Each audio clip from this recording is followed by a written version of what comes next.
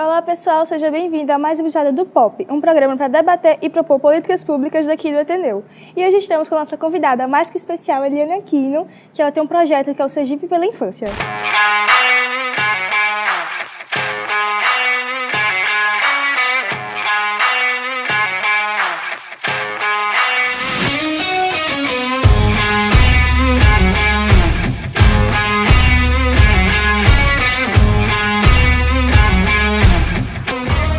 Bom, e começando lá as nossas perguntas. Quais políticas públicas voltadas para a primeira infância aqui em Sergipe?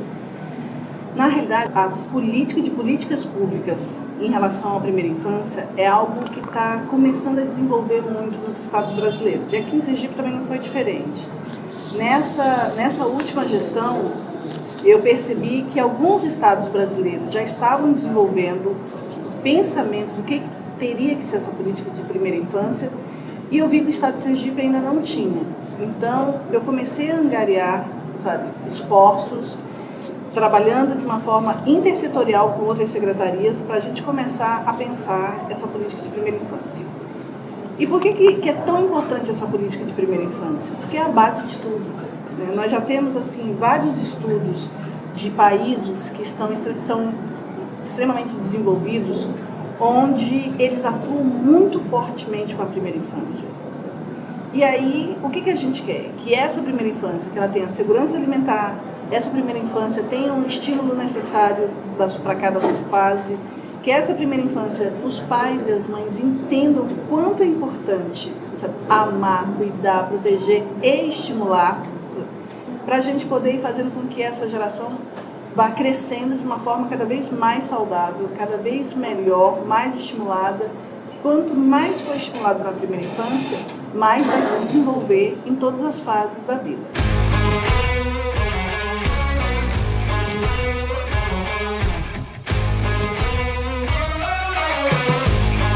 A importância é enorme.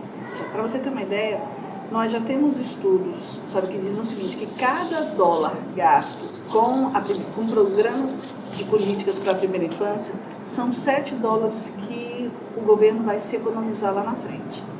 Então, quando você fala assim, qual a importância? A importância é para a gente não chegar mais com os nossos alunos no 5º ano e eles com uma baixa leitura, com baixo entendimento, com baixo...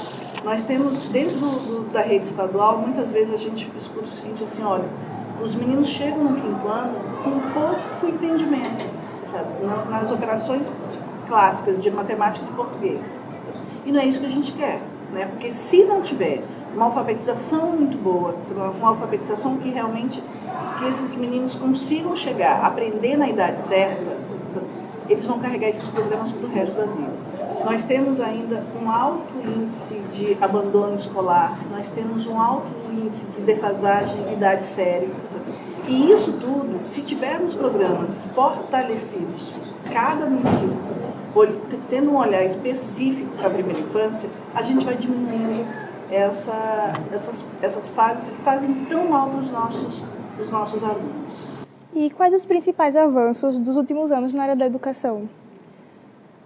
Eu acho que na área da educação nós tivemos vários avanços, mas também tivemos muitos retrocessos, né?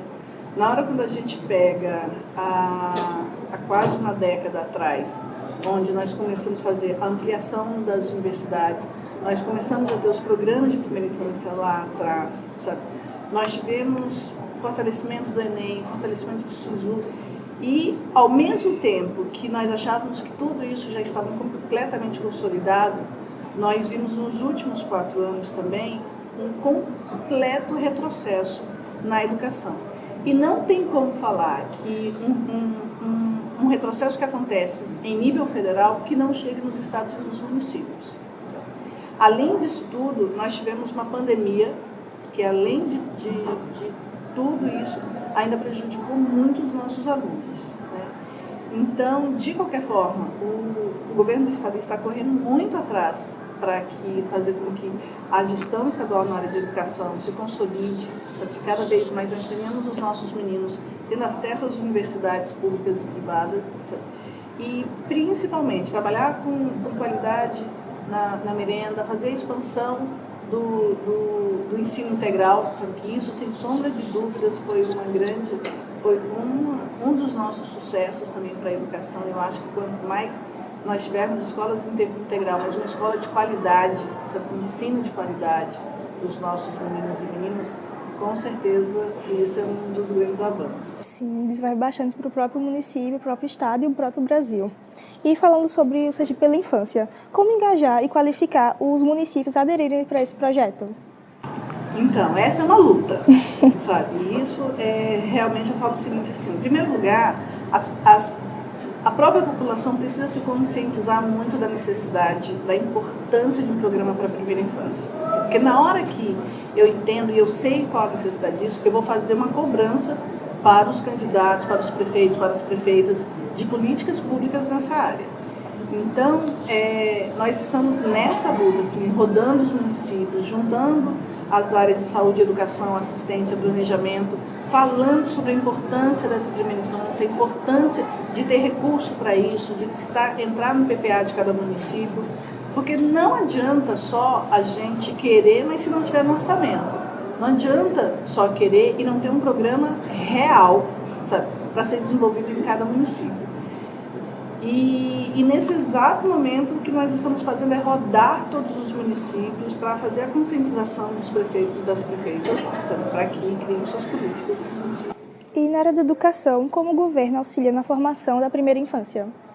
Então, a primeira infância é o seguinte, quando a gente para pensar nessa idade na área da educação, é responsabilidade dos municípios.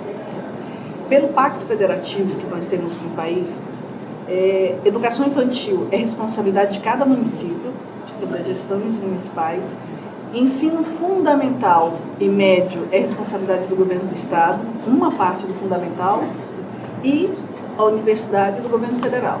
O que nós estamos propondo é que o governo federal, que o governo estadual, sabe, comece a ajudar os municípios no fortalecimento dessa política para a primeira infância e nessas séries iniciais.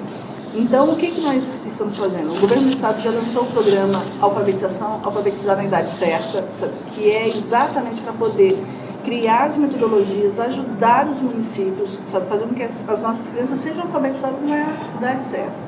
Uma outra coisa também que o governo do estado implementou e que por conta da pandemia deu uma parada e vai estar retornando agora, que é o ICMS social. Ou seja, o que é isso? É fazer com que cada município que desenvolver melhores as suas políticas relacionadas à educação para essa fase inicial, que eles terão um recurso maior, sabe? Os municípios receberão um recurso maior, sabe? Conforme eles forem apresentando que estão melhorando a educação dos seus municípios. E a gente espera muito que isso dê muito resultado, né? Que cada vez mais, que cada gestor, cada gestora entenda o quanto que é importante a gente fazer essa base no início da vida das nossas crianças, sabe? Que todo mundo vai ganhar. E como garantir que os direitos dessas crianças sejam efetivamente cumpridos? O Brasil é um dos países mais importantes no fortalecimento de leis para crianças e adolescentes. Nós já temos absolutamente todas as nossas leis que nos asseguram que criança e adolescente são prioridades absolutas. Mas isso, da lei, para a realidade, nós ainda estamos numa distância enorme. Precisamos realmente garantir que tudo que está na lei seja efetivado, mas nós ainda estamos muito distantes realmente de fazer com que essas crianças sejam prioridades absolutas em todo o nosso país. E como o governo pode auxiliar essas crianças em situação de vulnerabilidade social? Aí os governos, né, gestão estadual, municipal e federal, têm responsabilidade total nisso. A nossa própria Constituição diz que é dever do Estado assegurar a alimentação, assegurar a seguridade. E como que os governos precisam, como que eles podem assegurar, sabe? Fazendo programas de segurança alimentar, fazendo com que todas as crianças estejam em idade certa nas escolas, sabe? Fazer com que a gente tenha programas de transferência de renda para essas famílias de baixa, de muita vulnerabilidade. Então, nós temos uma série de quesitos que os governos, sabe, precisam e podem fazer para assegurar uma melhor condição de vida para cada família dessa que está em pobreza ou extrema pobreza. Gostaríamos de agradecer a Eliane por ter aceitado nosso convite. E Eliane, qual o recado que você quer deixar para os jovens estudantes? O recado que eu quero deixar para os jovens é falar o seguinte: muita gente, e vocês escutam muito isso, que vocês são o futuro do nosso país. Mas eu falo que o futuro não é amanhã, o futuro é o ontem. A gente precisa cada vez mais de jovens conscientes, e aí eu quero muito dar os parabéns para a Escola Ateneu. Cada vez que eu encontro com os jovens do Ateneu, eu tenho muito orgulho, sabe, da inteligência de vocês, da forma como vocês estão atuando, de cada meninos e meninas que estão entrando nas universidades públicas, estão entrando e pensando muito no coletivo. Essa é a grande sabedoria, porque eu falo que a gente crescendo e a gente olhar cada vez mais só para o nosso umbigo, a gente só se afunda, sabe? Quando a gente olha para o coletivo, quando a gente quer que todo mundo cresça junto, a gente vai melhorando o país. E está precisando muito da união, está precisando muito de inteligência dos jovens, que os jovens saibam realmente o que significa a política, e saibam realmente o que significa um processo eleitoral, sabe? Que a gente não olhe isso como uma brincadeira, nem como uma gincana, mas que a gente entenda que a política é extremamente necessária, porque é através da política que vai melhorar a vida de vocês. Muito obrigada, Eliane, e até a próxima, pessoal. Até a próxima.